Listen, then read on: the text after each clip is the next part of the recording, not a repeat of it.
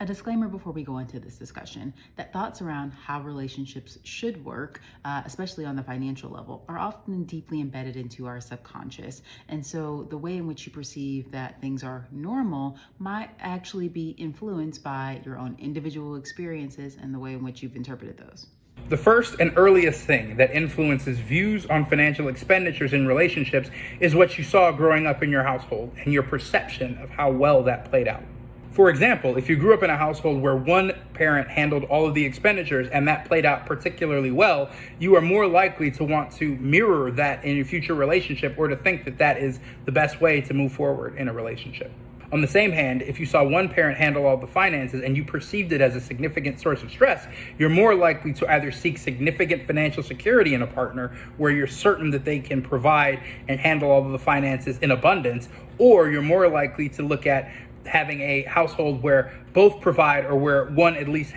provides a floor so that you only go so low if there's an issue with financial provision. Same might go for any households where the split was more 50-50 and you perceived it to either work well or not work so well. These perceptions shape our philosophies, and while these are households we're talking about, a lot of that translates to dating and the dating process. They likely influence your view on dating in order to resolve what you perceive as a safe household. Second, any relationship trauma or experiences from your past, the way in which finances were split in previous relationships that you've experienced, and whether or not you perceive that to be effective or not, is going to be a contributing factor to how you think about finances in relationships today. We are always incorporating new information and making assumptions about what we perceive to be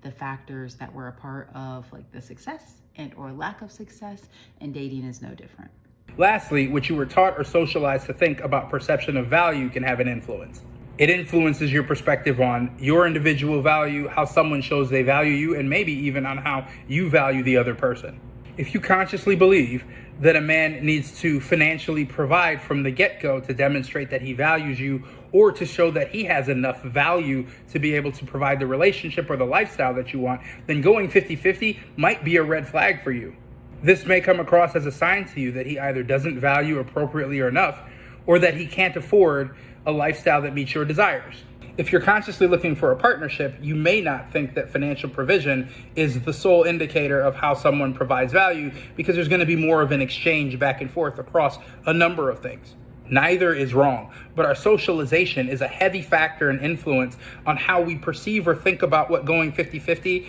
or any other split actually means.